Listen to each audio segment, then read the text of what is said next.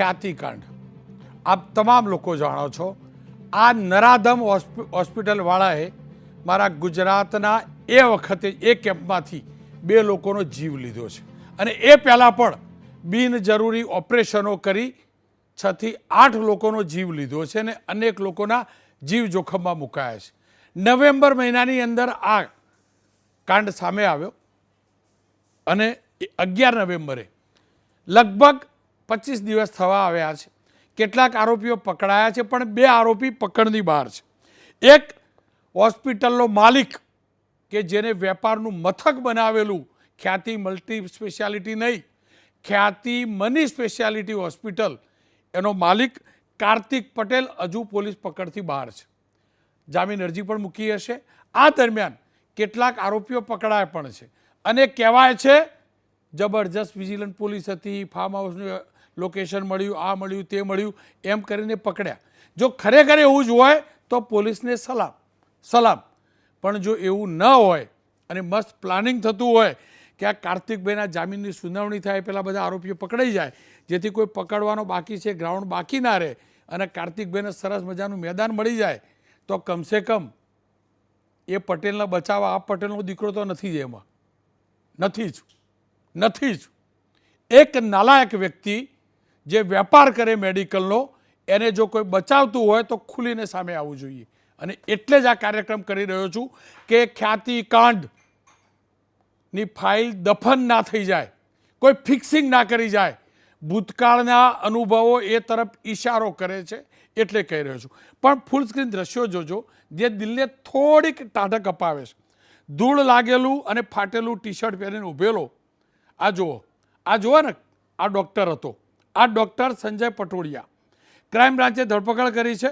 ગોતા વિસ્તારમાં સિલ્વર રોક યુનિવર્સિટી પાસે એ મિત્રને મળવા જઈ રહ્યો હતો, મને ખબર નહીં પડતી આટલો સજ્જન ને સરળ હોય મિત્રને મળવા જાય, આવો કેસ થયો હાઈ પ્રોફાઇલ, પણ જે બી હોય અને એ પકડાયો।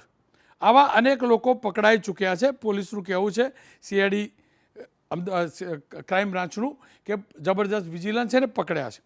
કાર્તિક પટેલ અને રાજુ કોઠારી હજુ ફરાર છે અને એટલે જ લાગ્યું કે ફરીથી આ મુદ્દે ચર્ચા કરી લઉં, જેથી ક્યાંય પણ હું તપાસ એજન્સી કે મારી અમદાવાદની ક્રાઇમ બ્રાન્ચની પોલીસ ઉપર એક પણ સવાલ ઉઠાવવા નથી માગતો, પણ આ હું જાણું છું કાનૂનના હાથ લાંબા હોય છે, પણ એ લાંબા હાથને પકડી રાખવાવાળા ઘણા લોકો પણ છે, ખિસ્સામાં ઘુસાડવાવાળા પણ લોકો છે અને એટલે બોલું છું, જેના કારણે ભૂલથી પણ હું ફરીથી કહું છું 2 લોકોના જીવ ગયા છે,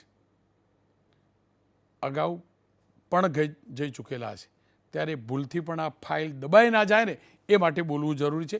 એ માટે સતત ચર્ચા કરતા રહેવું જરૂરી છે, કારણ કે કોઈ પણ વચોટીઓ વહેવટ કરવા જતો હોય ને તો એનો ખુલ્લો પાડી શકાય। અને ફરીથી કહું છું, એ રાજકીય વચોટીઓ હોય, મેડિકલ ક્ષેત્રે જોડાયેલો હોય, ઉદ્યોગ ક્ષેત્રે જોડાયેલો હોય, જો મારી ઝપેટે આવ્યા ને તો તમે ગમે તે હશો, નામ સાથે ઉજાગર કરીશ।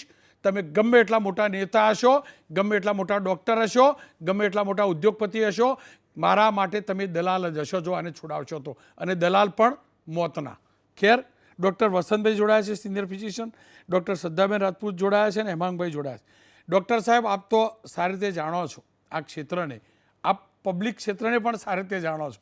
આ પ્રકારના કેસ અનેક આવ્યા, આ થયું, અત્યાર સુધીની તપાસને કેવી રીતે મૂલવો છો? ક્યાંક એવું તો નહીં હોય ને કે આ કાર્તિક, હું નથી કહેતો સરકાર ફિક્સિંગ કરતી હશે, એજન્સી ફિક્સિંગ કરે, આ કાર્તિક ફિક્સિંગ કરવાનો પ્રયાસ નહીં કરતો હોય?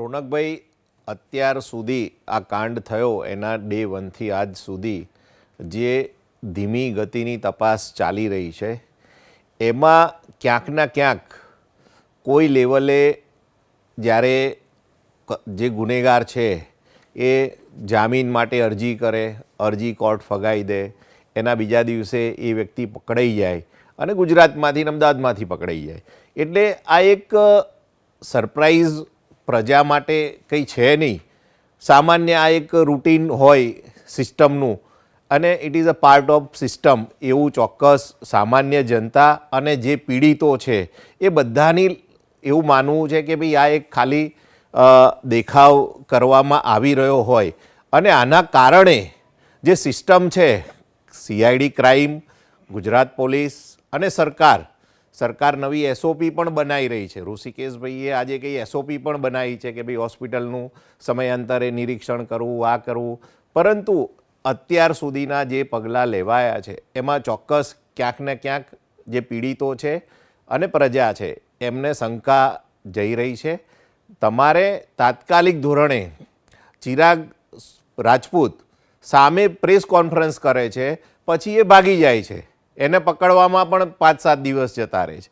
એટલે આ બધું ક્યાંક ના ક્યાંક જ્યારે પોલીસ એલર્ટ હોય અને સિસ્ટમ એકદમ એલર્ટ હોય ને આવા 2 મૃત્યુનો મામલો હોય ને ખૂબ મોટું કૌભાંડ હોય, ત્યારે આવા વ્યક્તિઓ આરામથી છૂટા ફરી શકે, જામીન લેવા માટે તજવીજ કરે, કોર્ટમાં જાય, ત્યાં સુધી ફરે ને જામીન રદ થાય એટલે પકડાય. એટલે ચોક્કસ ખૂબ ક્યાંક કોઈ લેવલે કોન્સ્પિરસી હોય એવું સામાન્ય જનતા અને પીડિતો વતી હું આપની સમક્ષ આ મૂકી રહ્યો છું. જી, હેમાંગભાઈ, આપ શું માનો છો?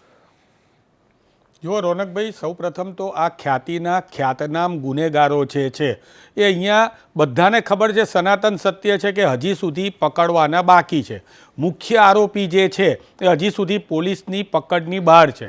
જેમ આપણે આખો સિલસિલાબંધ વિગતો જોઈ, એની અંદર આગોતરા જામીન મૂકતા હોય તો એ ફોન ઉપર વાત કરતા હોય, વકીલની જોડે વાત કરતા હોય, પોતાની સહીઓ કરતા હોય, પોતાનો ડેટા આપતા હોય. આગોતરા જામીન જેવા ના મંજૂર થાય એવા આ લોકો ફિક્સિંગ કરીને પોલીસ જોડે ગમે તે રીતે ગોઠવાઈ જાય છે, અહીંથી પકડી જાય, અહીંથી પકડી જાય. એટલે આની અંદર હું ગુજરાતની પોલીસ જ્યાં કામ કરે છે એના માટે હું સેલ્યુટ આપું છું. પણ આ કેસની અંદર તો સ્પષ્ટપણે દેખાઈ આવ્યું છે કે એક પ્રકારની કોઈ ફિક્સિંગ થઈ હોય આ બધાને જમા કરવા માટે થઈને અથવા તો પકડવા માટે થઈને. કારણ કે હવે આ બધા પકડાઈ ગયા એટલે ટૂંક સમયમાં તમે જોશો કે ખ્યાતિના મુખ્ય આરોપી જે છે એના અત્યારે જામીન અરજી અહીંયા કોર્ટની અંદર મૂકવામાં આવશે. આ બહુ સનાતન સત્ય છે. જેમ ડૉક્ટર સાહેબે એમ કીધું કે ભાઈ હાથમાં હતા, તમારી સામે હતા, પ્રેસ કોન્ફરન્સ કરતા હતા, આ ચિરાગ રાજપૂત, એને કેમ ના પકડ્યા? એક બીજી મહત્વની વાત, ગૃહમંત્રી ધારે તો કરી શકે, ગૃહમંત્રી ઓર્ડર આપે તો કરે. કેમ તમે કેટલાય આરોપીઓ પકડાયેલા હોય છે અત્યારે બાજુમાં કેવા સરસ ઊભા છે, બાકી તો તૂટેલા ફૂટેલા પગ અને હાથ ભાંગેલા હોય એવી રીતે આમ મસ્ત મજા આમ લબડતા આરોપીઓ આવે છે. કેમ આરોપીઓ સરસ રીતે મસ્ત મજેદાર આમ ગર્વભેર ઊભા છે એવા ફોટા પડે છે? એના માટે થઈને હર્ષભાઈ સંઘવીએ આદેશ આપ્યો તો બધું થાય. પોલીસ એવી છે, આપણી પોલીસ કાર્યક્ષમ છે, પણ એને ઉપરના આદેશોની જરૂર છે. અમદાવાદની અંદર 20,000 વાહનોનું ચેકિંગ થઈ જાય, 3,000 વાહનોને ડિટેન કરી દેવામાં આવે, બચારાને ત્યાં ધક્કા ખાવામાં આવે, વાહનોનું ચેકિંગ થાય, ડિટેન કરી દેવામાં આવે. હકીકતમાં નિયમ એવો છે કે તમારી જોડે પુસ્તિકા કે કોઈ લાયસન્સ કે કોઈ વસ્તુ ના હોય તો તમે 15 દિવસમાં એ બતાવી શકો છો, છતાં પણ એને પકડી લેવામાં આવે. અને આવું મોટું કાંડ થઈ ગયો. આવો મોટો કાંડ જે છે, ભૂતકાળના આપણને અનુભવો છે રોનકભાઈ. મોરબી કાંડના આરોપીઓ અત્યારે બહાર ફરે છે જામીન ઉપર. સુરતના જે કાંડ હતા એના આરોપીઓ અગ્નિકાંડના બહાર ફરે છે. વડોદરાના હરણીના આરોપીઓ બહાર ફરવા માંડ્યા છે. સુરતના તો જે અધિકારીઓને સસ્પેન્ડ કર્યા હતા એમને પાછુંમાં નોકરી આપી દેવામાં આવી છે. સૌથી મહત્વની વાત, હવે આવશે ચાર્જશીટ. પોલીસ જે છે એ ચાર્જશીટ 800 પાનાની, 1000 પાનાની આપણને બતાવશે. પણ હકીકતમાં આ ચાર્જ અને શીટ એ બહુ મહત્વના વસ્તુઓ છે. ચાર્જ કયો મૂક્યો છે એ મહત્વનું છે. ગુજરાતની અંદર અને ભારત દેશની અંદર ભારતમાં 100 ચાર્જશીટ ઉપર 52 લોકોને સજા થાય છે અને ગુજરાતમાં 100 ચાર્જશીટે 38 લોકોને સજા થાય છે. એટલે કે 62 લોકો નિર્દોષ છૂટી જાય છે. એવી ચાર્જશીટ જે છે એ ચાર્જીસ ઉપર પણ તમારે ધ્યાન રાખવું જોઈએ. અને ખાસ કરીને અમે જોઈએ છે ગૃહમંત્રી આવવાના હોય, વડાપ્રધાન આવવાના હોય તો કોંગ્રેસના અમારા નાના કાર્યકર્તાઓ અને નેતાઓનું ગમે ત્યાંથી લોકેશન ટ્રેસ કરીને અમને બધાને હાઉસ એરેસ્ટ કરી દેવામાં આવે છે. પણ આટલો મોટો મુદ્દો, અને રોનકભાઈ હું તમને અભિનંદન એટલા માટે આપું છું, BZ કાંડ ફાઇનાન્સનો મુદ્દો આટલો મોટો છે છતાં પણ એની પેરેલલ આની પહેલાં તમારા આ જે આના પહેલાંના કાર્યક્રમ હું તો બોલીશમાં બીજેડનો મુદ્દો હતો અને હું મીડિયાને ધન્યવાદ આપું છું કે આ મુદ્દો તમે બરકરાર રાખ્યો છે, તમે સત્યની સાથે છો. વિરોધ પક્ષ તરીકે અમારા શક્તિસિંહજી ગોહિલે આને સંસદમાં ઉઠાવ્યો છે. ભવિષ્યમાં વિરોધ પક્ષના નેતા અમિતભાઈ ચાવડા ગુજરાતની વિધાનસભામાં પણ ઉઠાવશે. પરંતુ આ બે લોકોના મૃત્યુનો મામલો નથી, પરંતુ આખી જે આરોગ્યની સિસ્ટમ છે એ ગુજરાતની ધ્વસ્ત થઈ ગઈ છે, ભ્રષ્ટાચારમાં લુપ્ત છે. એને બહાર કાઢવા માટે આપણે સૌએ સહિયારો પ્રયત્ન કરવો જ રહ્યો. શ્રદ્ધાબેન, સીબીઆઈની ઇન્કવાયરી પણ માગ કરી છે. તમને નથી લાગતું એક સરસ મજાની યોજના, એ યોજનાના નામે ફ્રોડ થાય? કેન્દ્ર સરકારની આપણી યોજના, ગરીબના હિતની યોજના, એ નામે રૂપિયા લઈ જાય ત્યાં સુધી બરાબર, પણ આખા હૃદયની અંદર સ્ટેન્ટ મુકાઈ જાય, હૃદયની નળીઓ ફાટી જાય, એ પ્રકારના ઓપરેશન થાય. હવે સમય આવી ગયો છે ખરેખર સીબીઆઈ ઇન્કવાયરી આમાં આપી દેવી જોઈએ. રોનકભાઈ, આ યોજના જ્યારથી ચાલુ છે ત્યારથી મારું જે ફિલ્ડ છે એની સાથે હું બહુ જ નજીકથી અને હૃદય સાથે સંકળાયેલું છે. અને મેં મારા જાહેર જીવનમાં પ્રેક્ટિસ છોડીને પબ્લિક હેલ્થ એટલા માટે લીધું હતું કે હું જ્યારે જોતી હતી કે પ્રાઇવેટ હોસ્પિટલમાં જોબ કરતી હતી ત્યારે હું જોતી હતી કે ગરીબ લોકો પાસે ઇન્સ્યોરન્સ ના હોય તો એ લોકો પોતાનો ઈલાજ ના કરાવી શકે, અડધા રસ્તેથી ક્યાંક નજીકમાં દવાખાનું ના હોય, નજીકની પ્રાઇવેટ હોસ્પિટલ સુધી પહોંચ્યા પોતાનો ઈલાજ ન કરાવી શકે તો ઈલાજ છોડી દેવો પડતો હતો. એ સમયમાં જ્યારે મુખ્યમંત્રી તત્કાલીન નરેન્દ્રભાઈ મોદી સાહેબે મુખ્યમંત્રી અમૃતમ યોજના શરૂ કરી ત્યારે પહેલી વખતે 3 લાખનો કેશલેસ હતો. પછી આગળ થોડું ઇન્કમનું સર્ટિફિકેટનું પ્રાવધાન થઈને મા વાત્સલ્ય બન્યું અને જ્યારે સાહેબ પ્રધાનમંત્રી બન્યા ત્યારે આયુષ્યમાન યોજનાની અંદર આ જ યોજનાને 5 લાખની અને ગુજરાત સરકારે એડ ઓન 5 લાખ અને 10 લાખની કેશલેસની સહાય આપી છે. એટલે આની જરૂર ગુજરાતને અને લોકોને કેટલી છે ને એની તો હું સાક્ષી છું, તાજની સાક્ષી છું કે આવી ઇન્સ્યોરન્સ પોલિસી લોકો માટે હોવી જોઈએ. અચાનકથી કોઈના ઘરની અંદર કોઈની તકલીફ થઈ જાય એને, હા, એટલે બસ હવે દુઃખની વાત શું છે કે ખ્યાતિ હોસ્પિટલ જેવી નગણ્ય હોસ્પિટલોને એની અંદર સંકળાયેલા તમામ લોકો, નગણ્ય કે અગણ્ય, બિલકુલ કોઈ ગણવા લાયક ના હોય, એટલું મારું કોઈ ગ્રામેટિકલ મિસ્ટેક હોય તો તમે અતિશય પ્રમાણમાં કહું છું, ગણી શકાય ન ગણી શકાય ને એટલી બધી જ. હા, તો આવી જે હોસ્પિટલો છે કે જે માનવતાનું આ જે કામ કરી રહી છે આ યોજના, અને આ યોજનામાં ઘણા સારા ડોક્ટરોને કર્મચારીઓએ ઘણા લોકો લાભાર્થીઓને લાભ બી આપ્યો છે, પણ ખ્યાતિ હોસ્પિટલ સાથે સંકળાયેલા લોકોએ જે રીતે આ યોજનાને કાળું ટીલું લગાડવાનું કામ કર્યું છે એ તો કોઈ બી રીતે ક્ષમાને યોગ્ય નથી.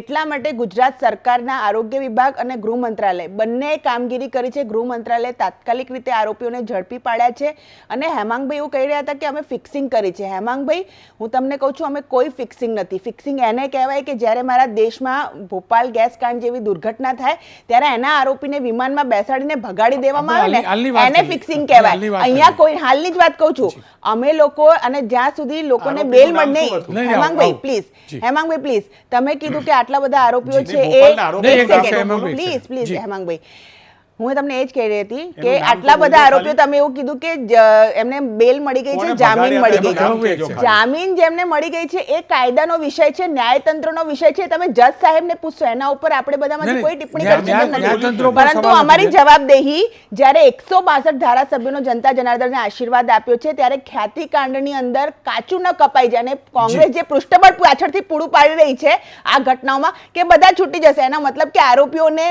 જે પૃષ્ઠબળ છે કોંગ્રેસ પૂરું પાડી રહી છે. જ્યારે જે પ્રમાણે ગુજરાત રાજ્યની સરકાર અને ગૃહ મંત્રાલય કામ કરી રહ્યું છે, હું માનનીય ભૂપેન્દ્રભાઈ પટેલ તરફથી આપને આશ્વસ્ત કરું છું, એક પણ આરોપીને મૂકવામાં નહીં આવે અને ચાર્જશીટ કાયદાની રૂહે એટલી ફાઇન કરવામાં આવશે કે કોઈ પણ છે એ કાયદાની કોઈ પણ બારીનો છટક બારીનો યુઝ નહીં કરી શકે અને ભારતીય ન્યાય સંહિતા પ્રમાણે આની અંદર બધાને ન્યાય આપવામાં આવશે. ખ્યાતિ હોસ્પિટલ કાયમી રીતે બ્લેકલિસ્ટ કરવામાં આવી છે, એના અકાઉન્ટ ફ્રીઝ કરવામાં આવ્યા છે. ઘણી 5 હોસ્પિટલ છે એ પણ બ્લેકલિસ્ટ કરવામાં આવી છે. કેટલા અકાઉન્ટ ફ્રીઝ કરવામાં આવે છે, 46 લાખ રૂપિયા જેટલા રૂપિયા જે લોકોએ લાભાર્થીઓ પાસેથી બી લીધા છે અન્ય હોસ્પિટલે, એ લોકોને બી રિકવરી કરવામાં આવી છે. એટલે આ બધા જ કામો કરવામાં આવે છે. આ યોજના છે એની સાથે સંકળાયેલા તમામ ડોક્ટરો અને કર્મચારીઓ જે મહેનત કરી રહ્યા છે એમની સાથે સરકાર છે, પણ જો કોઈ આ યોજનાનો ગેરલાભ કરવા માંગે છે તો એની અગેન્સ્ટ બી સરકાર છે. મારે એટલું જ કેવું છે મારા બેન શ્રદ્ધાબેનને કે તમે અત્યારે ક્યાં સુધી જૂની વાતોને વાગોળશો. તમે અત્યારે આ આરોપીઓ જે છે અને તમે પકડી નથી શક્યા. ખ્યાતિકાંડનો મુખ્ય આરોપી જે છે એ સનાતન સત્ય છે. એ તો બધા પાછળથી કોઈ મુખ્ય આરોપી ક્યાં પકડાયો તમારી સામે છે. બેન, તમને 162 આપ્યા છે એનો મતલબ એ નથી કે લોકોની જિંદગીને મોત જોડે તમે રમો. આ ગુજરાતની આરોગ્ય સિસ્ટમને તમે પતાવી દીધી છે. અમને દુઃખ થાય છે અને શરમ આવે છે. ગુજરાતની અંદર અમે રહીએ છીએ. આવા પ્રકારની આરોગ્ય સિસ્ટમ માણસોને મારી નાખવામાં આવે, માણસોના ખોટા ઓપરેશનો કરી દેવામાં આવે. શરમ આવી જોઈએ બેન. હમણાં વાવ હારી ગયા છે એનું દુઃખ છે, મને દેખાય છે. બેન, આ તમારામાં હાર જીત હોય. અમારો વિષય નથી આ. મારો વિષય નથી. મારો વિષય નથી. તમે વિષય નથી. વસંતભાઈ, એક સેકન્ડ, આ ફોર્મેટ નથી. મહેરબાની કરીને ડેકોરમ નથી. વસંતભાઈ, આપ શું માનો છો? વસંતભાઈ, આપ શું માનો છો?